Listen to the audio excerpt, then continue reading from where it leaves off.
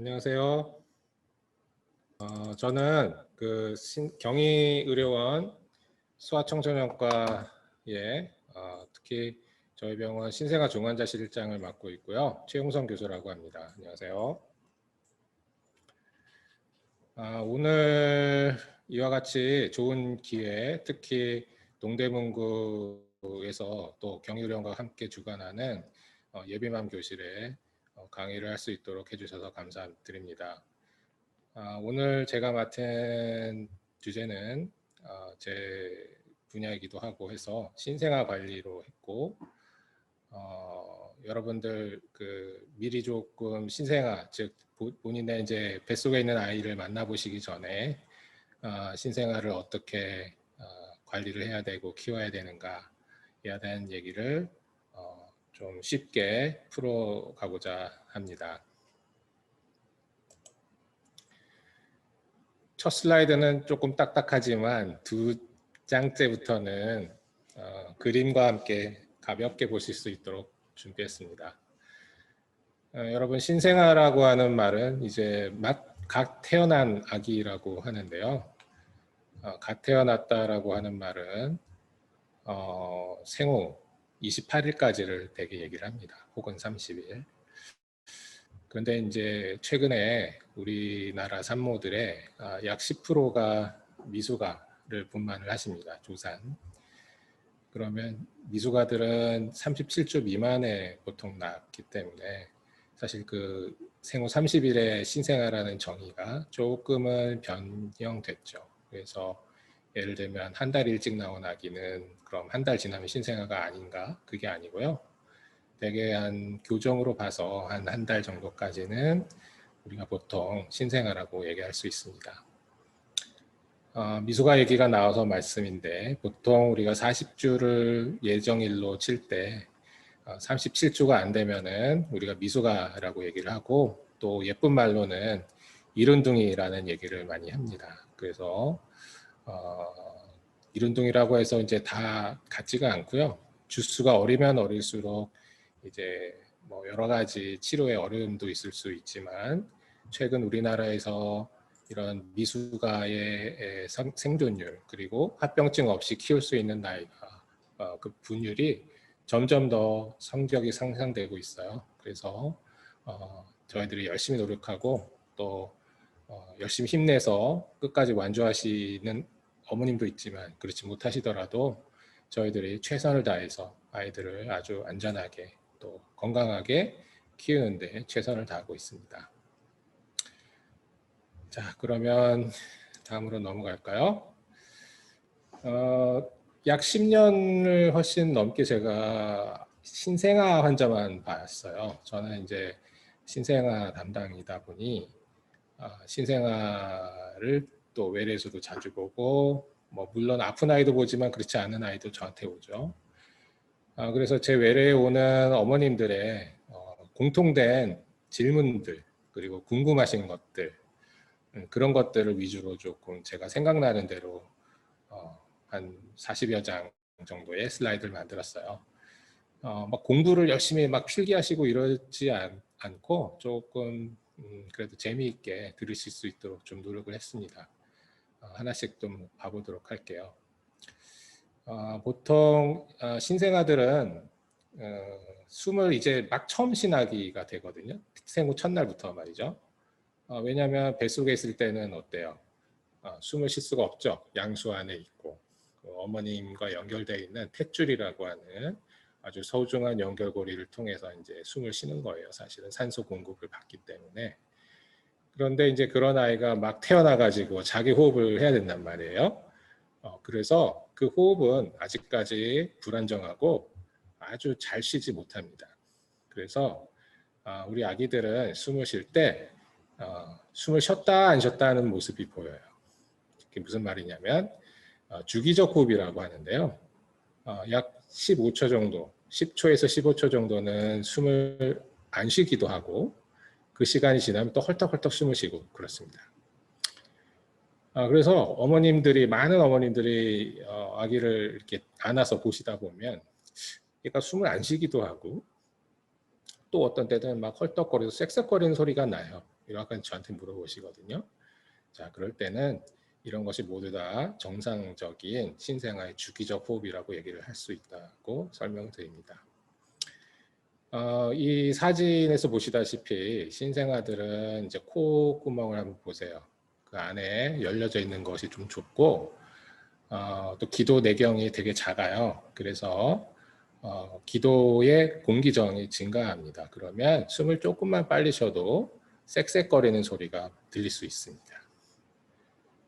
그런데 그러한 지금 약 15초 동안 안 쉬다가 또 몰아쉬다가 하는 이런 주기적인 호흡은 아주 정상적인 거고, 다만 1분 내내 1분 동안 시계를 가지고 꾹 봤을 때 60초 동안 계속 호흡을 분당 60회 이상을 쉰다든지 100회 이상 헐떡거린다든지 이런 건 정말 안 좋은 거겠죠.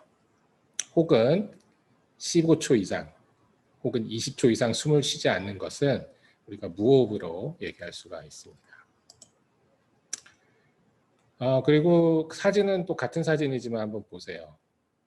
코 안에 뭐가 있다고 계속 저한테 얘기하시는 분이 열에 8명은 있으세요.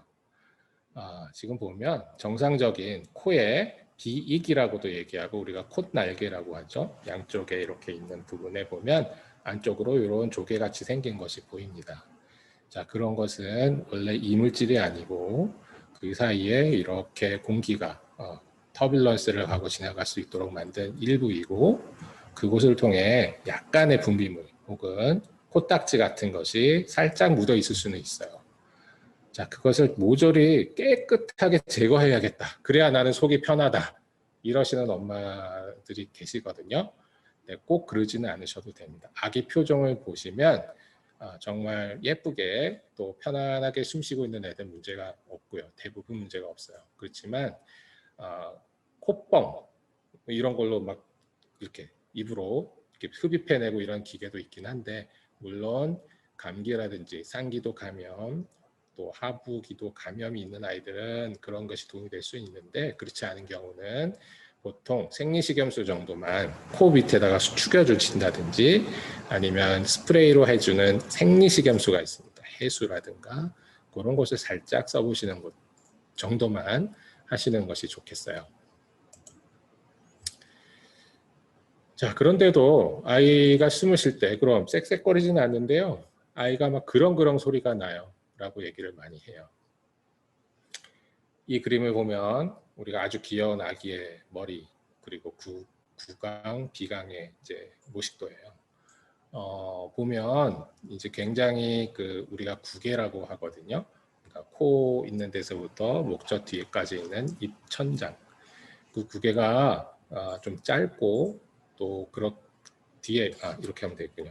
여기에 이렇게 남아 있는 부분이 좀 큽니다. 그래서 입안에 있는 분비물이라든가 아니면은 먹고 나서 역류가 된 어떤 모유 등의 성분들이 입안에만 있지 않고 왔다 갔다 할 수 있습니다. 코로도. 그래서 그런 소리들은 사실 아이는 전혀 불편하지 않고 소리만 나는 그런 경우도 많이 볼 수 있어요. 안심하셔도 된다는 얘기입니다. 그런데 그렁그렁거리는 소리, 쌕쌕거린다고 하는 호소를 마냥 다 그냥 괜찮다고 하진 않고 다만 그림과 같이 흉부가 함몰되는 즉 여기 보시면 자 여기 가슴뼈 있는 쪽이 쑥쑥 들어가는 숨 쉴 때마다 들이마시는 숨 때마다 쑥쑥 들어가는 흉부 함몰이라든가 콧구멍을 숨을 쉴 때 벌렁벌렁 거리는 애들이 있습니다. 혹은 숨을 쉴 때마다 끙끙 이렇게 숨을 쉬는 이런 끙끙거림은 아이가 지금 호흡 곤란이 있다는 것을 의미할 수 있어요. 그래서 그럴 때는 아이를 소아과 전문의에게 데려오셔서 진찰을 받으시기를 권해드립니다. 자, 먹기만 하면 토한다는 애들이 정말 많아요. 그러나 신생아들의 이 구토는 역류하고는 좀 구분해야 됩니다. 자, 역류는 어떻게 구분하느냐면 여기 보면 식도에서부터 위가 이렇게 연결되고 12지형으로 넘겨가는 이 그림을 그려봤는데요. 자, 식도 하부 관략근, 그 다음에 위 사이 여기 있는 관략근 자체가 신생아들은 좀 약해요. 그리고 식도와 위가 연결되는 이 각도도 굉장히 느슨하기 때문에 자, 모유를 다 먹고 뭔가를 먹고 나서 배에 힘만 줘도 욱 하고 올라올 수가 있어요. 그래서 그런 것을 우리가 신생아의 역류라고 얘기합니다. 그것은 어떤 장이 기능성이 떨어져서 생기는 그러한 구토하고는 구분되어서 얘기하고 어떻게 알 수 있냐면 많이 먹은 아이들 혹은 트림하는 아이들에서 같이 보인다든지 또 체중 증가가 아주 안정적으로 잘 되고 또 먹고 나서 올리더라도 아기는 아주 표정이 말짱말짱 예쁘게 잘 있는 경우, 그런 경우는 대개 이런 역류라고 얘기를 하고요. 많게는 하루에 8번 먹을 때 매번 그렇게 하는 애도 있고 어떤 아이들은 아까 이 사진 보여드렸죠? 코로 확 뿜어져 나오는 경우도 여럿 있습니다. 그래서 그런 것을 처음 보면 많이 이제 놀라시겠지만 이제 그것이 이제 여러분 경험하시면 안전하다는 걸 알 수가 있겠어요. 그렇지만 아기가 그런 것을 너무 자주 보이는데 체중 증가가 없거나 또 아기가 축 처져 있는 그런 모습이 보일 때는 이 아이는 심각한 것을 의미할 수 있습니다. 그럴 때는 또 마찬가지로 소아청소년과 전문의의 진료를 받으셔야 되겠습니다. 자, 하루에 얼마만큼 먹어야 하나? 우리가 보통 포유류, 우리도 포유류죠. 인간이 자신의 아이를 낳아서 수유를 하는 데 있어서 그 양을 측정할 필요는 없어요, 사실. 직접 수유를 하시는 어머니는 그 모유를 얼마나 먹는가를 측정하지 않도록 되어 있습니다. 하지 마세요. 그거는 몰라도 됩니다. 아기가 알아서 잘 먹습니다. 그렇지만 모유 수유를 할 수 없는 상황에 분유를 먹여야 되는 어머님 같은 경우는 젖병에 이제 얼마만큼을 먹여야 되는지를 봐야 되겠죠.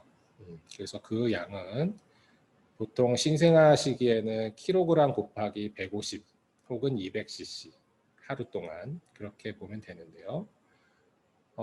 키로수가 늘어날 때 계속 증가하느냐? 그렇지는 않아요. 그래서 많이 먹을 때 하루에 600에서 800cc 정도만 먹으면 충분하다고 되어 있는데요. 실제로 제가 외래에서 보면 그 정도만 먹이는 어머니는 좀 드무세요. 조금 더 자주 먹이시는 것 같고 많이 먹이시거든요. 그래도 저는 하루에 1000cc를 넘지 않도록 먹이시라고 이렇게 교육을 하고 있습니다. 자, 아기를 많이 먹으면 빨리 크겠죠.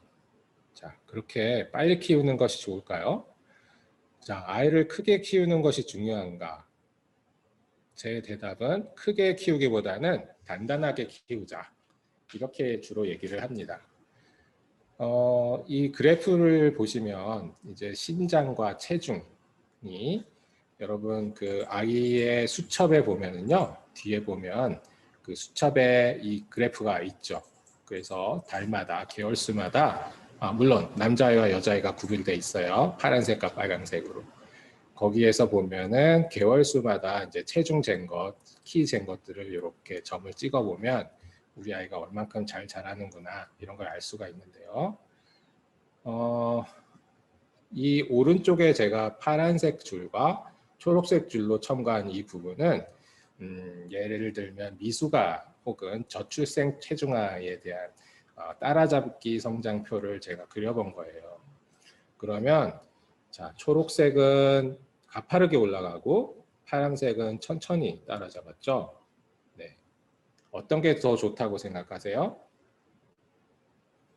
대부분의 어머니 혹은 우리 할머님들이 특히 얘기하시는데 초록색으로 빨리 키워야 되지 않냐고 얘기를 하셔요. 작은 애일수록. 그렇지만 연구에 의하면 이렇게 초록색처럼 너무 빨리 큰 아이들 있죠. 특히 생후 6개월 이전에 빨리 큰 아이들이 나중에 초등학교 들어가고 중학교 들어갈 때부터 이미 혈압이 높고 혈당에 대한 관리가 떨어지고 고지혈증이 생기는 등등의 대사증후군에 취약하다고 되어 있어요. 그래서 사실은 작더라도 이렇게 천천히 크는 아이들이 사실은 더 건강한데요. 물론 처음에 이렇게 다 작아야 된다는 뜻은 아니고 이거는 미숙아 저체중아 출생아를 제가 말씀드린 거예요. 자, 그래서 이 파란색은 모유를 먹은 아이들에 해당합니다. 초록색은 주로 분유를 먹은 아이들. 자, 그러면 하루에 얼마나 먹을까에 있어서 우리가 1000cc, 아이는 더 달라가고 1200cc 이렇게 계속 날이 갈수록 많이 먹였을 때 둘 중에서 어느 부분에 해당할지를 조금 짐작해 보면 우리가 얼마나 모유 수유가 더 중요한가를 알 수 있겠죠. 그래서 이 그래프를 제가 보여드렸습니다.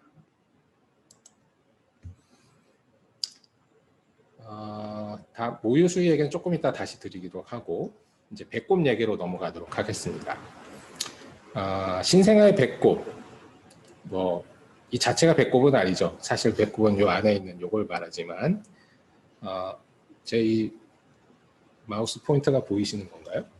네. 이 배꼽은 이거지만 사실 이 탯줄은 우리가 탯줄이라고 얘기해야 될 텐데 되게 어머님들이 배꼽이 안 떨어진다고 얘기를 하시죠. 자, 이 탯줄은 아까 잠깐 언급했습니다만은 우리가 아이가 태아 시절에 엄마의 태반에 연결되어 있는 영양소 그리고 산소의 공급 라인 그리고 자기한테서 배출되어서 나가야 될 어떤 배출 라인을 다 포함하고 있는 하나의 줄기예요. 근데 그 줄기는 아주 젤리처럼 생겼고요. 탱탱하고 그렇지만 피부가 없는 어떤 조직 덩어리입니다. 그래서 출생을 하고 나면 어떻게 될까요? 피부가 없으니까 그 조직은 점점 말라요. 마르고 딱딱하게 되고 그 안에 있는 것이 이제 퇴출이 되도록 이제 염증이 생깁니다. 그래서 여기 보시면 여기 배꼽 탯줄 아래쪽 이 밑부분에서는 무슨 일이 일어나냐면 염증을 일으켜요. 염증을 일으켜서 이거를 탈락시키죠. 자, 그러한 탈락 정도가 보통 생후 2주 정도면 생겨요. 늦어도 3, 4주 안에 생기는 거고요. 약 한 달을 넘어서 잘 안 떨어질 때는 그때는 의사한테 한번 와보시는 게 좋습니다. 그러면 이 조직은 여기서 뭐가 생긴다고 했죠? 제가 염증이 생긴다고 했잖아요. 그 염증이 이 사진에서 잘 보이실지 모르겠지만 어떠한 노릇끼리한 색깔 혹은 그 안에 약간의 진물 혹은 고름처럼 생기는 것처럼 보이는 그런 분비물도 생기게 됩니다. 때로는 약간의 피가 묻기도 해요. 그거는 어떤 상처는 아닙니다. 어머니 거기에 피가 좀 보인다고 해서 아기가 막 고통스러워하거나 아프지 않습니다. 이것은 자기 조직이 아니고 떨어뜨려야 되는 거기 때문에 결국은 시간이 지나면서 천천히 탈락이 되는 겁니다. 자, 그럼 그 안에는 소독을 해야 되느냐? 제 대답은 소독보다는 위생관리라고 얘기를 하겠습니다. 무슨 뜻이냐면 우리가 피부에 상처가 생기면 어때요? 거기에 소독을 잘 해야 세균이 들어가지 않고 거기서 다시 회복이 되겠죠. 그런데 이거는 뭐라고 했어요? 염증이 지금 아이가 막 만들고 있는 거예요. 일례로 염증을 일으키지 못하는 면역 결핍 아이는 이게 안 일어나요. 떨어지지가 않는 질환도 있어요. 그래서 이게 떨어져야 되는 때는 이런 지저분한 것들이 생기게 마련입니다. 그러면 이거를 소독해서 그걸 없애야 되는 것이 아니고 잘 어떻게 보면 기다려야 되는 이벤트인 거고요. 그러는 동안에 기저귀에도 묻고 또 베네 쪽으로도 묻기 때문에 그런 부분은 피부 있는 부분에 있어서 이런 알코올 수압이라고 하는 것을 구입하셔서 이렇게 주변을 잘 닦아주시는 정도만 해주시면 되겠어요. 그렇지만 가끔씩 거기에 보면은 피부에 혹은 피하에 이제 염증으로 퍼지거나 또 거기에 감염이 생기는 경우도 있거든요. 그렇게 되면 조금 위험해요. 그래서 그런 경우는 배꼽, 그러니까 이 주변, 그죠? 피부 있는 주변이 발적이 되고 붓고 누르면 아파할 때는 꼭 의사한테 데려오셔야 돼요. 예, 그런 것만 주의하시면 되겠습니다. 그렇게 하는데도 보면 이제 떨어지고 이후에 이제 이런 남아있는 조직들이 있을 수 있어요. 혹은 염증이 너무 조금 과해서 어떠한 덩어리를 만드는 경우가 있습니다. 그런 것을 우리가 배꼽 유가종이라고 얘기를 해요. 이런 배꼽 유가종은 계속 남아있으면서 어떤 분비물이라든지 뭐 옷에 묻는 그런 것을 계속 남게 하거든요. 그래서 그런 경우 이거를 소작이라 해서 예비 엄마한테 말씀드리긴 좀 끔찍한 얘기일 수 있지만 지진다라고 얘기할 수도 있고 우리가 질산은이라고 하는 화학약품으로 소작술이라고 해요. 여기만 지지는 거예요. 그래서 그 소아과에 오시면 피부에다가는 약품이 안 닿게 바셀린을 이렇게 발라준 다음에 여기 빨간 부분 혹은 여기 하얀 부분만 그 약품을 처리해서 여기를 염증을 조금 가라앉혀서 없어지게 하는 걸 할 수가 있고요. 그 덩어리가 너무 클 때는 이렇게 수술용 실로 2번 묶어서 이게 잘 떨어질 수 있도록 도와주는 걸 할 수가 있어요. 그래서 그런 경우 역시 해결을 받으시려면 이제 병원으로 오시면 좋겠습니다. 제가 소아과 의사가 된 가장 큰 이유 중에 하나가 환자의 기저귀 대변 냄새가 심하지 않다는 거였어요. 그죠? 아기들 대변 냄새 굉장히 향긋해요. 네, 약간 요구르트 냄새도 나고 특히 초반 모유가 특히 그렇습니다. 그런데 모유를 먹은 아이들의 이 대변이 특히 이렇게 주르륵 주르륵 물처럼 나오는 경우가 있어요. 이것보다 더 맑은 물과 함께 쌀알 모양이 덩어리가 쪼로록 딸려 나오는 그런 모유변도 있고요. 지금처럼 이렇게 뭔가 건더기가 있으면서 이런 황색 물이 같이 있는 경우가 있는데요. 이런 경우는 되게 정상이에요. 때로는 녹색변으로도 나오거든요. 녹색변이라는 얘기도 많이들 하세요. 그런 경우도 전혀 문제가 되지 않는 정상변 중에 일부라고 보시면 되겠습니다. 혹은 약간의 피처럼 조금 묻어있는 정도는 혹시 이 똥꼬, 항문에 혹시 상처가 있는지만 좀 지켜보면 되는 정도일 경우가 많아요. 그렇지만 지금 슬라이드에서 보여드리는 이러한 이상한 변들은 아기가 아프다는 걸 얘기합니다. 피가 대부분 묻어있는 1번, 2번 같은 이런 색깔의 대변은 반드시 병원을 데려오셔야 돼요. 네. 그리고 그 피가 예를 들면 위라든가 식도라든가 이 위쪽에서 좀 대량으로 나왔을 때는 이와 같이 대변이 짜장면 색깔처럼 까마면서 어떤 물이 닿은 부분은 빨개지고 이런 피가 굳은 모양, 뭐 성질은 좀 찐득합니다만 이러한 변을 보는 경우도 혈변입니다.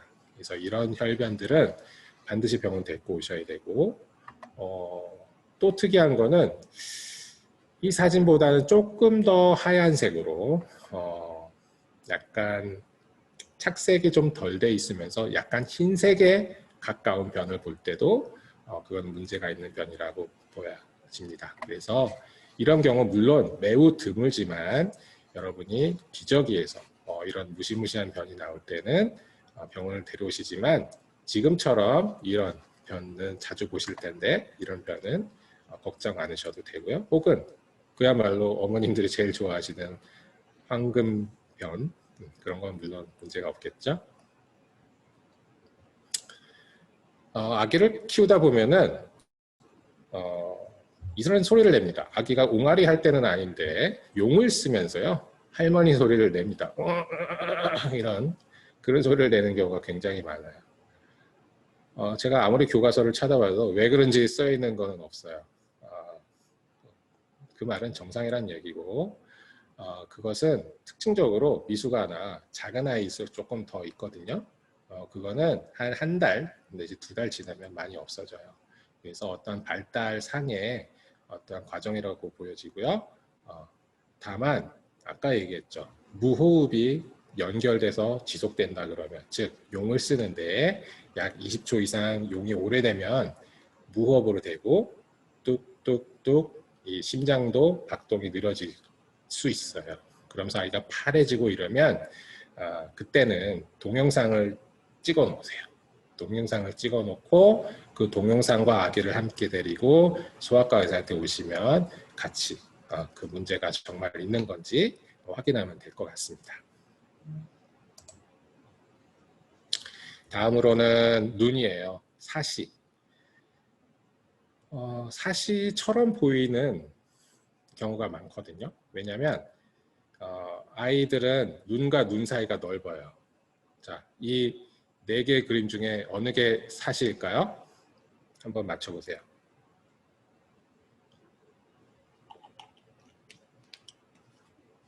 정답은 3번, 4번.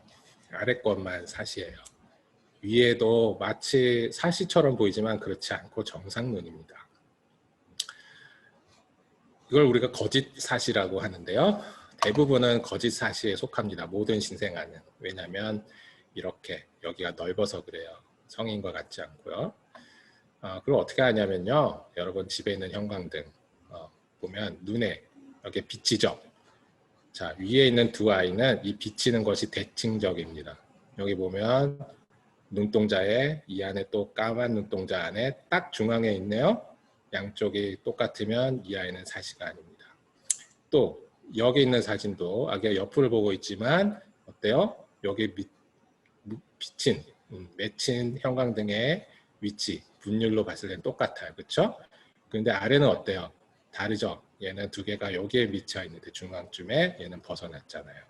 예, 사시가 있어요. 그리고 이 아이도 여기에 있고 가운데 한 12시 방향에 있지만 얘는 한 2시, 1시 반 방향에 좀 삐뚤어져 있죠. 이런 건 정말 사시가입니다.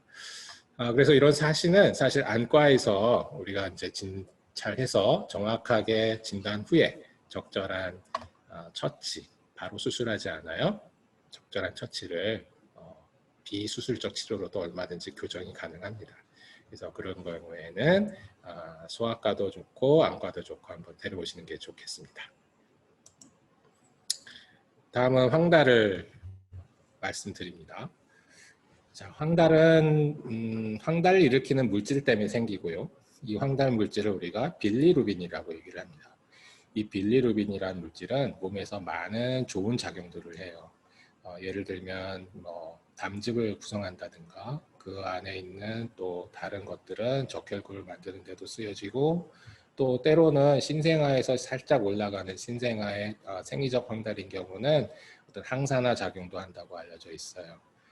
그런데 그것을 어떤 재료로 해서 즉 빌리루빈을 재료로 해가지고 뭔가를 만들어냅니다. 아까 말씀드린 그런 것들을 하는 곳이 바로 간이에요.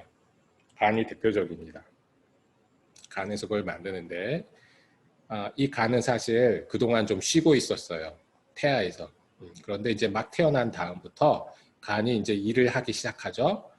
그래서 그 관련 효소들이 이제 점점점 올라가는 거예요. 그런데 처음에는 그런 효과성이 남겠네요. 예, 그렇기 때문에 황달 물질, 즉 빌리루빈이 좀 남는 거예요. 그러다가 시간이 지나면 이제 물질들을 막 가져다 쓰니까 이제는 이제 떨어지겠죠. 그렇게 되는 것이 신생아의 황달이고요. 시간이 지나면 원래 점차 호전됩니다. 그런데 예로부터 이 황달이 좀 심해지면은 아기가 노래지고 이것이 결국 너무 심하면 뇌에 침착이 돼서 핵황달이라고 하는 아주 안 좋은 결과를 일으킨다 해서 우리가 전문가들이 몇 이상 되면은 그거를 이제 치료를 해야 된다라고 우리가 잡아놓은 게 있습니다. 그게 이 그래프예요. 그렇게 해서 우리가 보통 예를 들어서 48시간 됐을 때 13 정도가 됐다. 그러면 이 아이는 경계가 되니까 황달 치료를 하라라든가 그렇지 않다라든가 또 그것을 위험 요소에 따라 달라졌는데 위험 요소가 없는 건강한 아이는 좀 더 높아도 오케이. 또 위험수가 많은 아이는 그 높은 같은 레벨이지만 그 애는 치료를 해야 해. 이렇게 해서 정해놓은 것이 있어요. 그 정해놓은 것은 생후 초반일수록 낮고 후반일수록 높아요. 그래서 초반에는 좀 빨리 치료하고 후반에는 우리가 용인할 수 있는 그런 것이 이제 생깁니다. 그래서 이러한 황달 물질인 빌리루빈 수치가 올라갈수록 이런 얼굴이 노랬던 것이 수치가 올라가면 가슴팍이 노래지고 또 눈이 노래지고 더 심하면 손발까지 노래지는 그런 모습들이 보여지죠.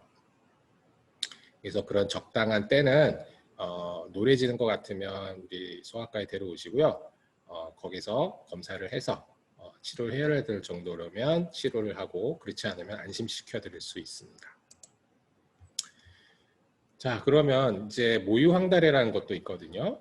모유황달은 보통 생후 일주일가 지난 시기에 모유를 먹는 아이들에서 생겨요.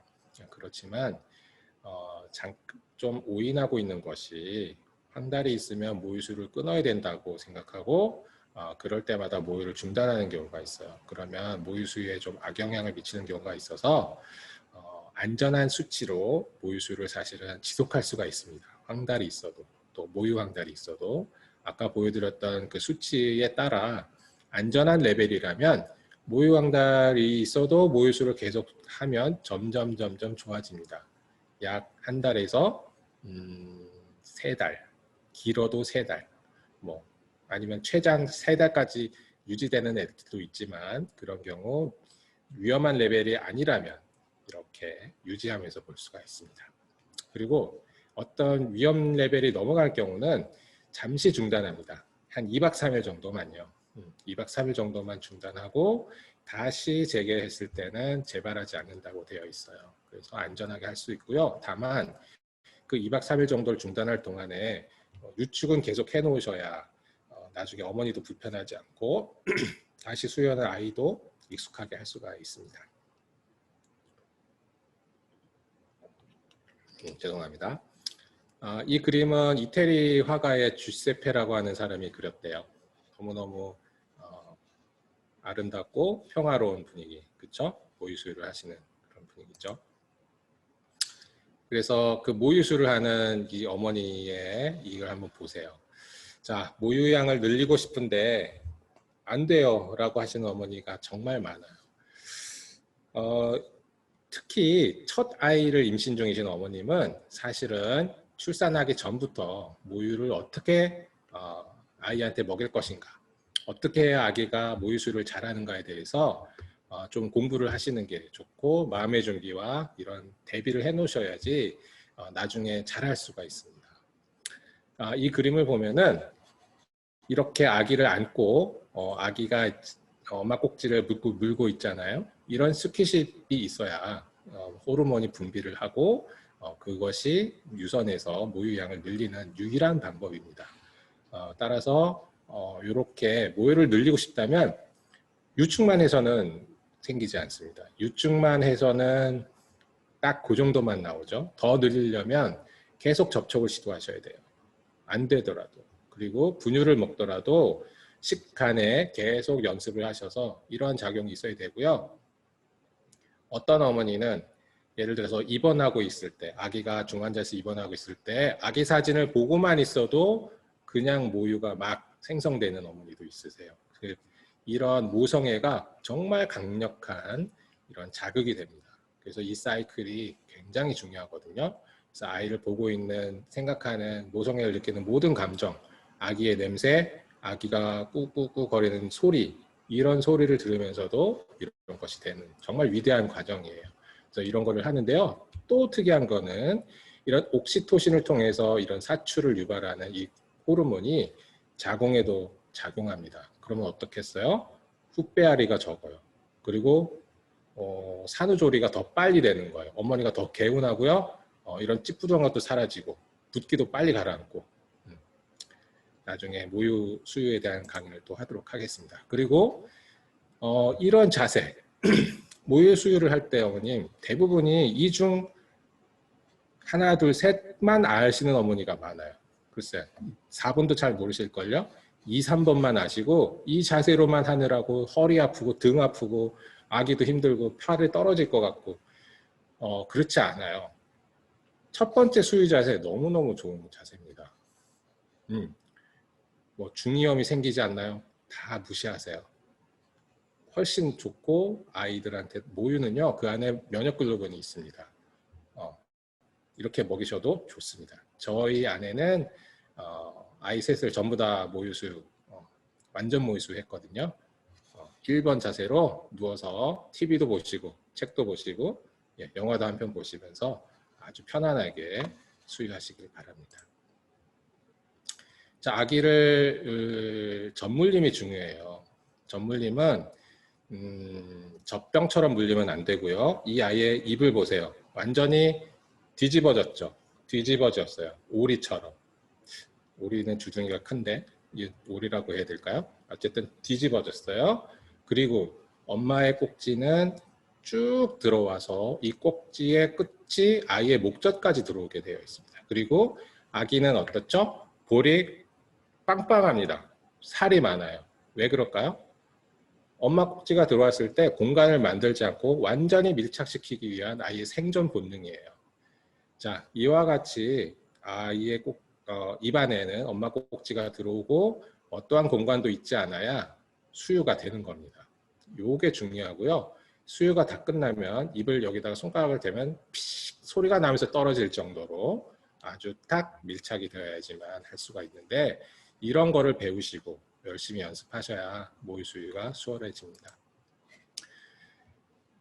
제가 외래에서 이런 상담을 가끔 합니다. 아기들이 오는 경우는. 그런데 어머님 오실 때마다 너무너무 힘들어 보이셔요.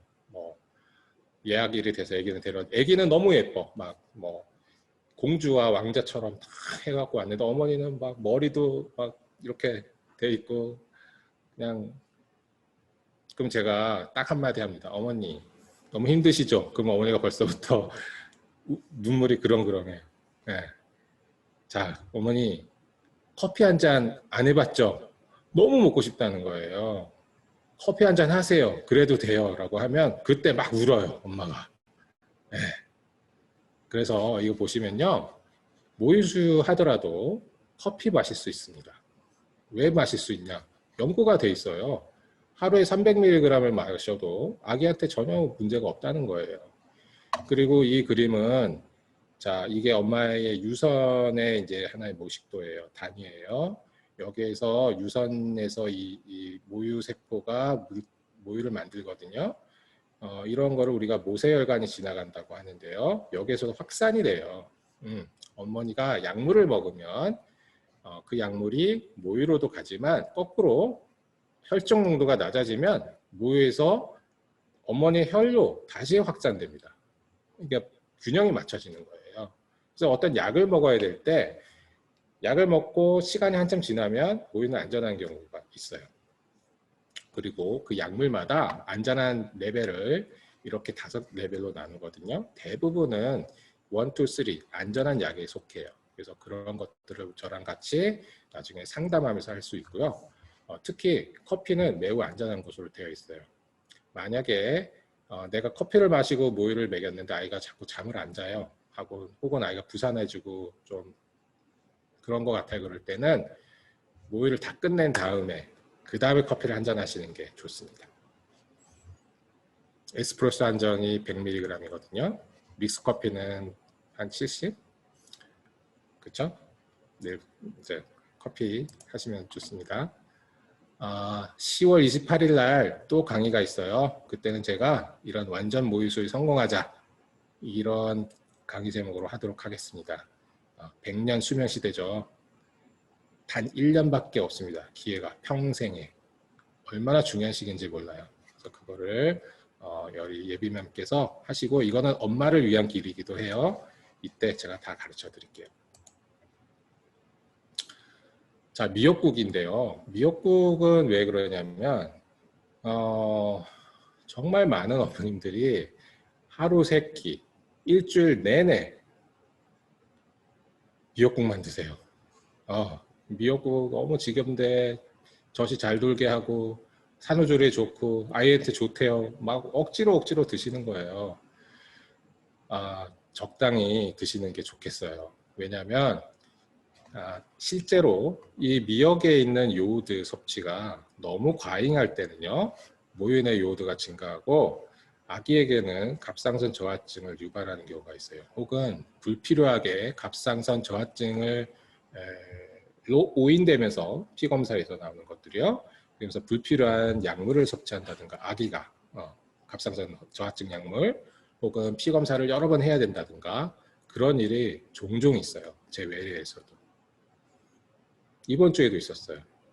그래서 이런 경우는 어머님 글쎄 뭐 조리원에 계시는 동안에 어떤 프로그램 정도는 뭐 저도 뭐 오케이예요. 그렇지만 조리원 나오시면 때로는 햄버거도 드시고요. 피자도 드시고 떡볶이도 드세요. 예, 그렇게 하시면서 어머니가 기분 좋게 먹어야 아기도 훌륭하게 기분 좋게 클 수 있습니다. 자, 아기를 집에다 둘 때 체온 유지가 중요해요. 체온 유지가 중요한데 겉사계가 있고 속사계가 있잖아요. 지금처럼 무더운 날에 아이가 더우니까 열어놔야 되나? 혹은 막 땀이 날 정도로 덮어야 되나? 그런 궁금증이 많으신데요. 자, 땀이 나지 않을 정도로는 덮어주세요. 특히 이런 아이의 체온 조절이 약하기 때문에 증발이라든가 이건 옛날에 물리 시간에도 배운 거 기억나시나요? 증발, 복사, 대류, 전도에 의해서 열이 다 뺏길 수 있습니다. 아이를 차가운 고체 위에다 두지 않아야 되고요. 이런 그 차가운 물체, 창문, 글쎄 겨울이라면 창문 열어놓은 거라고 할 수 있고 뭐 냉장고 근처라든가 뭐 그런 데다가 두시면 복사해서 열이 뺏기고요. 목욕시킨 다음에 물이 마르면서 증발되면서 열이 뺏길 수 있고 특히 선풍기의 바람이라든가 에어컨이 지나가면서 생기는 대류에 의한 이런 열이 뺏김 현상도 있을 수 있습니다. 그래서 일단 어느 정도의 그 속사계를 해 놓으시는 게 좋고 이런 환경을 접하지 않도록 하시는 것이 중요하겠습니다. 물론 땀을 뻘뻘 흘릴 정도로 아기를 쌓아 놓으시면 탈수가 될 수도 있으니 주의하셔야 합니다. 눈곱이 많이 낍니다. 아이는 눈곱이 많이 끼는 것이 자연스럽습니다. 왜 그러냐면 이 모식도에 보시는 것처럼 여기에서 눈물샘이 이게 좀 왼쪽 눈이거든요. 여기서 만들어지면 눈물이 이렇게 흘러서 이 관을 타고 기강으로 흘러갑니다. 다 아시잖아요. 눈물 영화 한 편 보고 눈물 딱 흐르면 코로 나오잖아요. 아기들도 있어요. 자, 그런데 이런 관이 아기는 얇고 아주 가늘기 때문에 막혔다 뚫렸다를 반복해요. 그래서 만약 이게 막히면요. 그러니까 닿아서 막힌 거예요. 막히면 이렇게 흐르지 못하니까 눈곱이 많이 끼는 거예요. 근데 이 결막염하고는 달라서 결막염 같은 것처럼 이게 흰자위가 빨개지는 결막염이 있지 않으면서 이렇게 눈곱이 껴있는 경우는 되게 이런 눈물관 막힘입니다. 코 눈물관. 이게 코 눈물관이라 그래요. 자, 그런 경우는 살짝 흐르는 물에 닦아주거나 혹은 그 깨끗한 물에 적신 가제 수건으로 닦아주고 그 정도만 해주시면 되고요. 손으로 여기를 톡톡톡톡 마사지를 해주시면 좋은 효과를 볼 수 있습니다. 간혹 배꼽에서 이렇게 낑깡, 귤, 더 심한 경우는 사과 크기만한 덩어리가 튀어나오는 경우가 있습니다. 이건 아까 그 배꼽에 있는 유가종, 배꼽이 떨어지지 않으면서 생기는 경우는 전혀 달라요. 피부로 완전히 벗겨 있고 어떠한 상처도 없는데 볼록하게 튀어나오는 울지 않을 때는 가만히 있다가 울 때 특히나 더 도드라지는 이런 것을 우리가 배꼽 탈창이라고 합니다. 배꼽 탈장은 복근이 이렇게 마주치지 않는 이런 부분에서 이렇게 이 장하고 복막하고가 튀어나온 걸 얘기하고요. 어떨 때는 들어갔다 나왔다 할 수 있습니다. 이거는 심한 경우는 수술하지만 대부분은 그냥 가만히 두면 사라져요. 쑥 들어가는데 여기다 뭘 옛날 방법은 뭐를 댔어요. 뭐 고체를 댄다든지 복대를 댄다든지 이런 거는 거의 50년 전 얘기고요. 지금은 절대 그러지 않고 가만히 놔두시는 거예요. 그러면 시간이 지나면서 이렇게 내려가고 쭈글쭈글해지다가 쑥 들어가는 거가 되고요. 이 책은 뭐 이렇게 3세, 11세라고 되어 있지만 대개 1세 이전에 좋아지는 경우는 약 그 낑깡보다 작은 사이즈 정도의 그런 것은 되게 좀 이런 정도로 1년 이내에 되게 그냥 좋아집니다. 자, 그렇지만 탈장 중에서 서해부 탈장이라고 하는 것은 반드시 수술해야 됩니다. 요거는 아까 말씀드린 배꼽 탈장이지만 서해부 탈장, 여기 이제 예를 들면 남자애 같은 경우는 이렇게 고환이 놓여 있는 이 부분이 이렇게 원래는 정상적으로 태아 때 이 길이 있어요. 그렇지만 그 길에 고환이 들어온 다음에 나중에 다치거든요. 이렇게 다쳐야지 정상인데요. 다치지 않고 열려있는 애들이 있습니다. 근데 그게 사이즈가 크면 이렇게 장이 쑥 내려와서 흘러져 있는 경우를 우리가 탈장이라고 해요. 그래서 이 고환, 음낭이 이 사이즈가 쑥 커지면서 뭔가 단단한 것이 만져지는 경우는 꼭 의사를 보여주시고 초음파를 봐서 장이 보이는 경우는 우리가 수술을 해줍니다. 저희 병원의 소아외과 제가 굉장히 존경하는 우리 장혜경 교수님 수술 실력이 너무 좋으셔가지고 정말 요만큼 절개하거든요. 그 상처도 절대 용납하지 않는 우리 장혜경 교수님. 물론 더 복잡한 소아신경, 기형 수술 다 하세요. 너무 잘하세요. 그래서 우리 장혜경 교수님을 만나러 오세요. 자, 장이 내려오지 않더라도 이렇게 길만 약간 남아 있으면서요. 이런 물이 차 있는 경우는 우리가 수종이라고 해요. 물론 마찬가지로 초음파로 진단하는데 이런 경우는 아까 이 탈장과 달리 수술은 웬만하면 하지 않습니다. 조금만 기다리면 생후 6개월 아니면 12개월 안에 그냥 다쳐서 없어져 있는 경우가 있어요. 그래서 이 안에 장이 내려와 있나 없나 그걸 진단은 초음파로 보게 되고 이런 것을 의심하는 것은 아까 뭐라 그랬죠? 고환이 이렇게 커져 있는 경우 한쪽만 땡땡하게 불어 있는 경우 그런 경우 사진을 찍어 두세요. 왜냐하면 때로는 그게 쑥 들어가요. 그래서 아까 핸드폰 사진 꼭 찍어 놓으세요. 그리고 병원을 데려오시면 되겠습니다.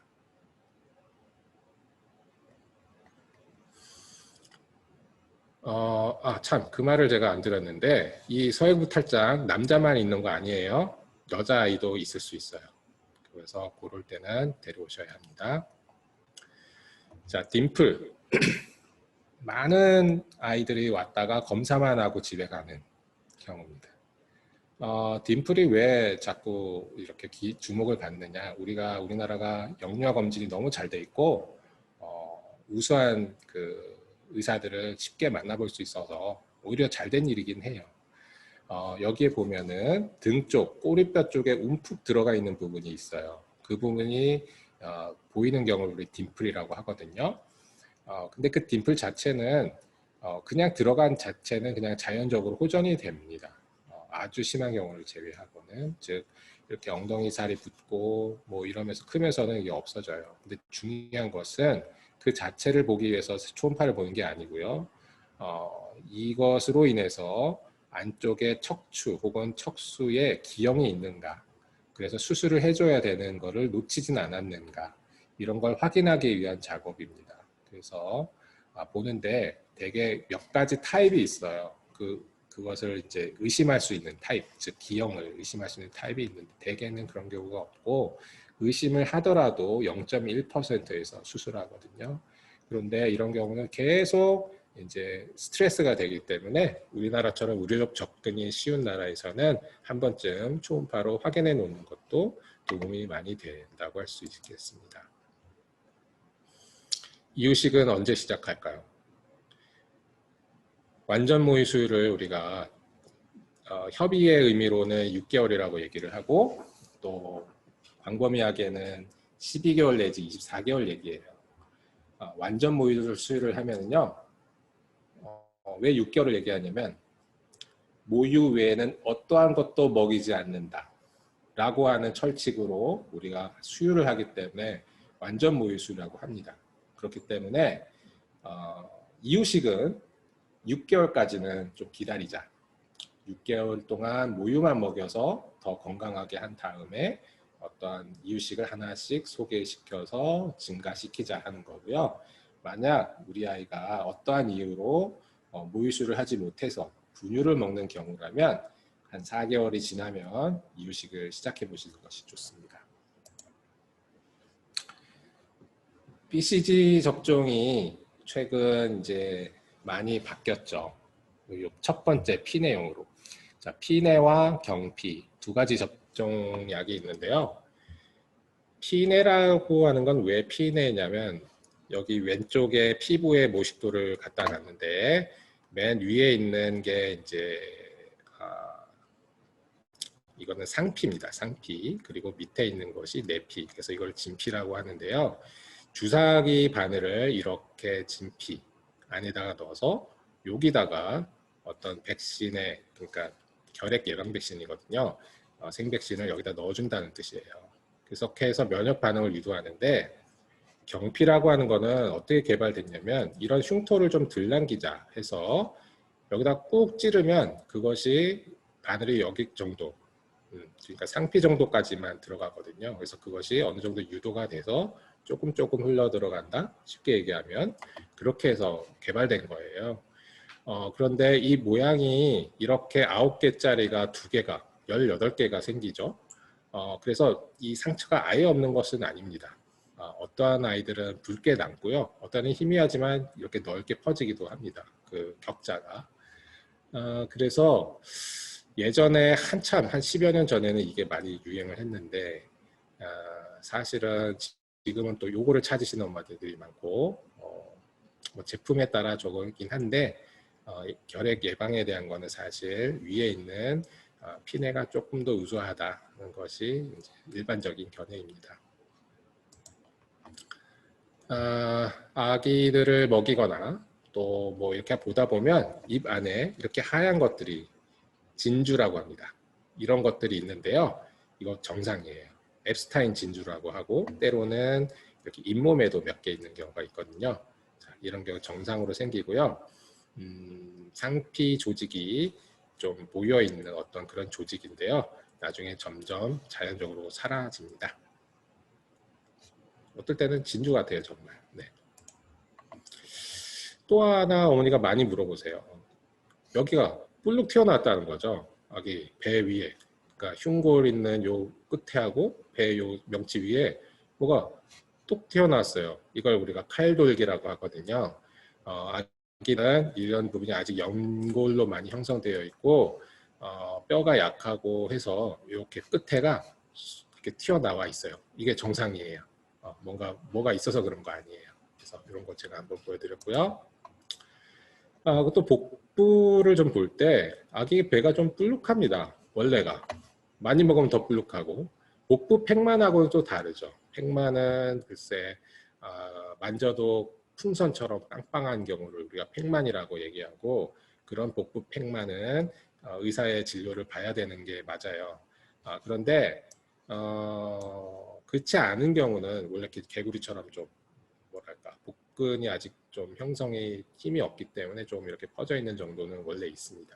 그리고 또 하나는 호흡을 할 때 우리가 그 갈비뼈 사이에 있는 그 갈비뼈 사이 근육이 이렇게 그 갈비뼈의 이 흉곽을 들었다 놨다 하면서 이제 숨을 쉴 때, 또 하나는 우리가 그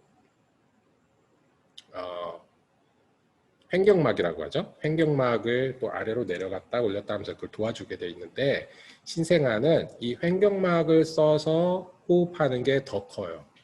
왜냐하면 이 갈비뼈가 아직도 얇고 대개는 물렁물렁하기 때문에 힘을 잘 못 받습니다. 그래서 이 여기에 있는, 즉 흉곽하고 복부 사이에 있는 요 횡격막이 아래로 쭉 펴지면서 숨을 쉬게끔 도와주는 역할이 더 크거든요.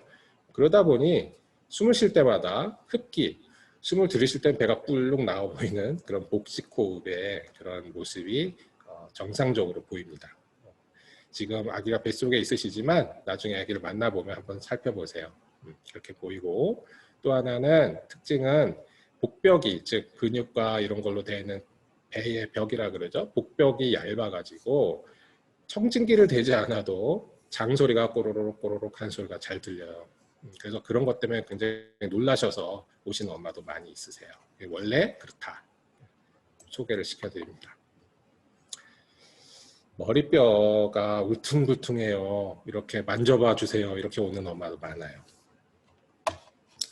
이와 같이 머리뼈가 이렇게 여러 개 판으로 나눠져 있고요. 이거 아직 다 붙지 않아 있거든요. 이거 모형입니다. 이거 놀라지 마세요. 모형이에요. 이렇게 생겨 있는데요. 이런 부분들이 사실 잘 만져져요. 그래서 아기의 그 두개골이 둥그렇게 뭐 사과처럼 둥글지 않습니다. 때로는 뒤통수가 쑥 꺼지는 부분도 있고 아래쪽에는요 위에는 볼록하고 여기도 좀 튀어나오고 만져보면 그런 것이 있을 수 있어요. 특히 이 뼈는 괜찮은데 태어날 때 말이죠. 이게 머리가 쭉 이렇게 뭉쳐지거나 혹은 감투를 썼다 그러거든요. 이 아이 보세요. 출산 직후에 머리에 이렇게 쭉 산유라고 하는데요. 쭉 감투를 춘 것처럼 외계인 같기도 해요. 어쩔 때는 이렇게 위로 쭉 길어져 있어요. 그것은 엄마 산도를 나올 때 이제 그렇게 조금 요 머리뼈가 이렇게 접히기도 하고 이렇게 살짝 이러면서 나오는 과정에서 이 머리 이 두피라고 하죠. 거기에 부종이 생겨가지고 즉 부어서 이렇게 생기는 경우는 생후 며칠 한 일주 사이에 이제 사라지게 돼 있습니다. 그런데 이렇게 한쪽에만 볼록하고 단단하면서 뭔가 안에 액체가 있는 듯한 이러한 것은 우리가 두혈종이라 그래가지고 이 뼈에 있는 골막에 피가 찬 거거든요. 그런 경우도 자주 있어요. 아기가 출생할 때 생기는 문제예요. 그래서 그런 경우 이렇게 볼록 만져지고 이거는 이 좌우측 혹은 우측에만 있어요. 여기 넘어가지 않고 그런 경우가 자주 보이는데 이런 경우는 그냥 안심하셔도 되고 약 한 달 내에서 3달 사이에 서서히 사라집니다. 그렇지만 때로는 그 출혈량이 많아서 이 뒤쪽에 특히 뭔가 물주머니처럼 출렁출렁한다. 여기를 만졌더니 출렁출렁하는 뭔가가 있을 때는 병원에 꼭 오셔야 되고 그것은 대량 출혈의 위험이 있어서 의사랑 같이 관찰하셔야 될 필요는 있습니다. 흔하진 않아요. 자, 귓바퀴가 접히는 아이들이 있습니다. 우리 셋째가 좀 접혀 있는데 이런 경우 한 생후 6주 이전에 여기에다가 뭔가를 보형물을 이렇게 대줍니다. 여기다가 보형물을 그러니까 여기다가 뭔가를 이렇게 보조기 차는 게 있거든요. 그런 걸 이렇게 대주면 이게 싹 펴지고 예쁘게 펴져요. 근데 생후 6주가 지나면 그거 잘 안 돼요. 그래서 이런 거를 펴지길 원하시는 분은 좀 일찍 데려오세요. 그리고 그걸 잘 하는 병원들이 조금 따로 있습니다. 이렇게 피부가 벗겨지는 이런 거 자주 있거든요. 요거 피부가 껍질이 탈락되는 자연스러운 현상이고 로션만 잘 발라주시면 되겠습니다. 그리고 이렇게 얼굴이라든가 복부 혹은 등 심한 경우는 팔, 다리에도 생기는데요. 이렇게 빨간 넓은 어떤 바탕에 이렇게 쌀알보다 크기가 작겠군요. 더 작은 쌀알의 3분의 1 정도 되는 크기로 쭈루루룩 이렇게 모여있는 이런 거를 우리가 신생아 독성홍반이라고 이름을 짓는데요. 대표적인 이름을 잘못 지은 의학 용어 중에 하나입니다. 그래서 의대생들 강의할 때도 자주 나와요. 전혀 독하지 않고 정상적인 겁니다. 그래서 되게 정상 과정이고 출생한 아이들의 정상 출생한 절반가량이 보여요. 그래서 한 생후 2주나 한 달 있으면 되게 사라지고 단 3개월에서 5개월 정도 오래 걸린 애들도 있기는 합니다. 연어반점은 이와 같이 목덜미, 그다음에 눈꺼풀, 이마 사이에 주로 생기고 자연적인 거고 이것도 몽고반점처럼 그냥 사라지고요. 몽고반점보다는 훨씬 빨리 사라집니다. 자, 이제 마지막 슬라이드인데요. 아기들 태아 시절에도 뭔가를 꿀꺽꿀꺽 삼키고 또 쪽쪽 빨기도 합니다. 귀엽죠? 지금 어머님 뱃속에 아이들도 태동을 하고 할 때 손을 빠는 경우가 많이 있어요. 또 초음파를 보다 보면 간혹 보이죠. 그래서 여기 보면 아이가 그때부터 너무 빨아서 이렇게 물집이 생기는 경우가 있는데요. 이것도 빨리 사라지는 자연적인 귀여운 현상이라고 봐주시면 되겠습니다. 뭐 재미있게 또 어렵지 않게 좀 소개를 시켜드리고자 좀 노력을 했는데 어떠셨는지 모르겠습니다. 지금까지 경청해 주셔서 감사하고요. 혹시 질문 있으시면 채팅으로 하시나요? 네, 2개 정도 질문이 올라왔어요.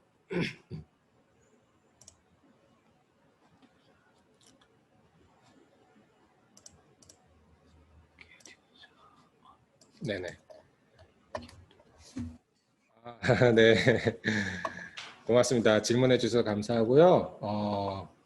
아이가 유난히 변을 많이 보는데 냄새는 심하지 않지만 먹자마자 좀 이따 바로 변을 봐서 걱정이 됩니다. 라고 뭐 적어주신 어머님이 계십니다. 네, 질문 감사하고요. 어머님, 걱정 안 하셔도 돼요. 왜냐하면 우리가 음식물을 먹으면요, 원래가 위에 음식물이 들어오면 전 장이 이렇게 움직입니다. 그런 걸 우리가 반사라고 하는데요. 신생아 말고 이제 대변 훈련이 된 나이 든 소아나 성인들은 그것을 이제 조절을 하지만 신생아는 그 반사가 그대로 전달이 돼서 그냥 항문에서 쫙 열리고 싸는 경우는 종종 봐요. 그래서 그런 경우는 먹자마자 바로 싸는 거는 그건 정상입니다. 좀 기다리시면 됩니다. 얼마나 기다려야 될까요? 한 뭐 두어 달 기다리면 상관은 없고요. 간혹 그러나 뭐 장염이 있다든지 루타 장염에서 설사를 해서 그렇다든지 혹은 어떤 그쪽에 기형이 있어서 그렇다든지 하는 것은 좀 너무 지속되는 경우 의사랑 같이 보면 한번 결론을 좀 내려줄 수 있을 것 같습니다. 답이 되셨는지 모르겠네요. 그쵸. 커피 정말 먹고 싶어지는데 유유 하신 분이 계신데 주변에서 엄마가 먹는 것이 모두 아이에게 간다고 근래 건강식 위주로만 먹고 있어요. 인스턴트도 가끔 먹어도 될까요? 인스턴트 어떤 거 드시고 싶으세요? 자, 그 아기 이렇게 말씀드리겠습니다. 자, 임신을 지금 이제 육아 중이신 것 같은데요. 임신 시에 내가 먹는 음식, 내가 먹는 약물 그런 것들은 내 어머님의 혈중 농도가 올라간 것은 거의 직접적으로 태아에게 영향을 미쳐요. 그렇죠? 태반을 통해서 쭉 가고 그렇기 때문에 그렇습니다. 그래서 보다 주의하셔야 되고 우리가 임신 위험 카테고리하고 그거를 이제 정해놓아서 약물을 분류를 합니다. 근데 모유는 조금 다릅니다. 모유는 왜 다를까요? 어머니가 드시면 모유에서 어떤 레벨이 올라가고 오케이 그게 됐어요. 그런데 예를 들어서 이 아기는 뭐 오늘 총 먹는 양이 1000cc고 또 저 아이는 600cc밖에 안 돼요. 그러면 그 섭취해서 그 아이가 그걸 먹고 장에서 또 그걸 섭취했을 때 어머니가 섭취한 양이 아기한테 그대로 전달되지 않죠. 훨씬 떨어집니다. 네. 아기가 다시 흡수를 해야 하기 때문이거든요. 태아 때와는 달리. 그렇기 때문에 대부분의 모유 엄마가 드시는 약물을 우리가 이제 카테고리를 따로 정해서 연구한 바를 결과로 하거든요. 그래서 사실은 모유를 통한 전달은 태내에 있을 때 전달보다는 훨씬 안전한 것이 사실입니다. 그러나 인스턴트를 뭐 너무 많이 드신다든가 뭐 그렇게 될 경우는 아이한테 감작이라는 걸 일으킬 수 있어요. 그래서 그런 부분은 글쎄 제가 많이 드시라고는 말씀 못 드리고요. 정말 드시거나 한두 번 드시는데 다만 모유 수유 후에 아이의 아까 보여드린 빨갛빨갛 생기는 거 있잖아요. 그런 것이 더 생기는지 어떤지를 한번 지켜보시고요. 그거 한번 노출됐다고 해서 아주 잘못되는 것은 아니에요. 그래서 그런 것이 반복되는지 살펴보시면서 결정하시는 것도 좋습니다. 그래서 너무 과한 것도 좋지 않지만 꼭 금기는 아니다. 뭐 그 정도로 말씀드려야 되겠는데요. 또 너무 많이 드실까봐. 네. 좋은 강의 감사하다는 말씀 감사하고요. 첫째 아기에 대한 모유 수유를 했다면 둘째도 수월한 편인가요? 아니면 이마다 다른가요? 라고 하셨어요. 첫째를 성공하신 어머니는 둘째 훨씬 잘하십니다. 왜냐하면 어떻게 젖물림을 해야 되는지를 이미 아시고 혹은 실패하신 경험이 왜 실패한지를 아시기 때문에 그 준비, 마음가짐 이런 것이 달라서 그래요. 그런데 뭐 예를 들면 모유 생성의 양이라든가 이런 것이 첫 엄마라서 부족한가? 그렇지는 않습니다. 그거는 아까 말씀드린 아이의 접촉을 해서 이 사이클이 얼만큼 잘 돌게 하느냐, 그게 중요하거든요. 그래서 그렇게 이해를 하시면 되겠습니다. 근데 뭐 둘째가 수월하시다면 아마 그 경험으로 인해서 보다 빨리 적응하시는 거는 장점이 물론 됩니다. 강의 감사합니다. 20일 뒤 출산 예정이시, 축하드리고요. 신생아부터 액상 비타민 D, 네, 유산균. 이거 많이 궁금해 하시죠? 맞아요. 자, 비타민 D는 특히 우리나라 산모도 많이 부족하시고, 많은 성인들도 부족하고 그래요. 그런데 국제적으로 봐서도 모유 수유를 하는 아이는 약 하루에 400유니트를 매일 먹이라고 권장하고 있고 12개월까지는 먹이도록 되어 있어요. 분유는 근데 그 안에 조금 더 첨가가 돼 있어서 분유는 꼭 그렇지 않은데요. 모유는 좀 더 아기한테 먹여라 이렇게 돼 있거든요. 그래서 그거는 12개월까지 하는 것이 보다 건강한 아이 위해서 중요하다고 할 수 있고요. 유산균은 이거는 참 조심스럽긴 한데 저는 많이 권장합니다. 왜 그러냐면 연구가 지금 이루어지고는 있는데 하나 재밌는 사실은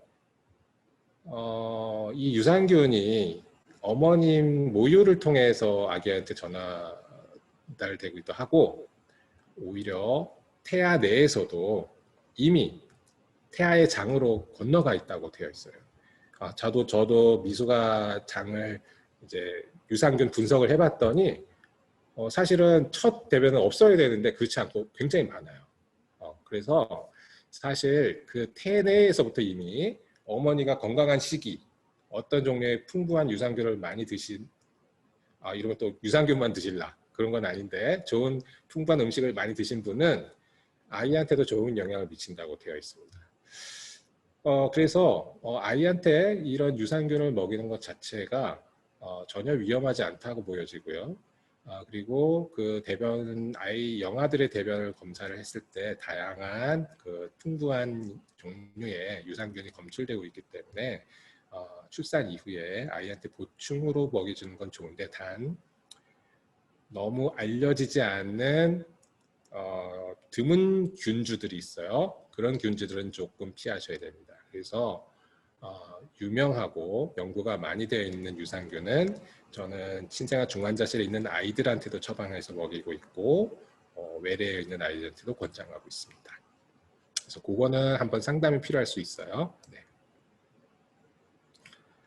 저도 영양 관련 질문 드립니다. 모유 수유를 하면 아기가 철분이 부족해질 수 있다는 글을 본 적이 있는데 철분도 따로 먹여요. 사실 부족할 수 있어요. 부족할 수 있어서 하루에 2mg 정도의 보충을 하는 제품이 따로 있긴 합니다. 그래서 그거를 보충해 주시는 제품이 있어서 그 멀티비타민에다가 철분이 포함된 비타민 그 안에 보면 또 비타민 D 있는 제품들도 많이 있거든요. 그래서 그런 복합 제품들을 좀 사용하시면 조금 수월하시기도 합니다. 만약에 그런 거를 보충을 잘 안 했던 아이들 같은 경우 철결핍성 빈혈을 놓치지 않기 위해서 저는 제 외래에 오는 아이들 생후 9개월에는 철분 검사, 그 철결핍 빈혈 검사를 하고 있어요. 그렇게 해서 놓치지 않게끔 하고 있습니다. 한 가지 더 질문 드리면 골감소증이 있는 상황인데 모유 수유를 해도 엄마의 골밀도에 나쁜 영향이 있는지 않는지 궁금합니다. 어머님, 골밀도 감소증이 있어도 모유 수유 금기가 되지 않습니다. 네, 그거는 하시는 것이 정답입니다. 그 어머니도 치료를 하시고요. 아이 모유는 모유 수유를 하시는 게 좋고 만약에 어머니가 약을 드셔야 될 정도의 골감소증이 있다. 그러면 그 약 처방전을 들고 소아과 의사나 저한테나 데려오세요. 그럼 제가 그 약이 수유에 어떤 영향을 미치는지를 찾아서 같이 보고 안전한지를 상담한 후에 치료하면서 수유를 하는 그렇게 하는 것이 좋아요. 네, 변 많이 보죠? 네, 다 정상이고 모유 수유 중에 탈모, 발모에 관한 약 그거 제가 잘 몰라요. 지금은 저도 몰라요. 왜냐하면 그 약물에 대한 그 약전이 있습니다. 책이 있어가지고요. 그 안에 데이터가 있으면 안전하다고 제가 말씀드릴 수 있고요. 데이터가 없으면 저도 말씀을 안 드려요. 그럴 때는 조금 같이 생각해 봐야 되는데 요거는 따로 한번 오시면 제가 알려드릴게요. 네, 나머지 또 감사한 분, 두 분 말씀 감사합니다. 네, 이제 질문은 제가 다 말씀드렸고요. 네, 여기까지 너무 질문도 많이 해주셔서 너무 감사하고 다음 강의 때도 제가 모유수유에 대한 유용한 정보를 가지고 여러분 만나도록 하겠습니다. 네, 경청해 주셔서 감사합니다.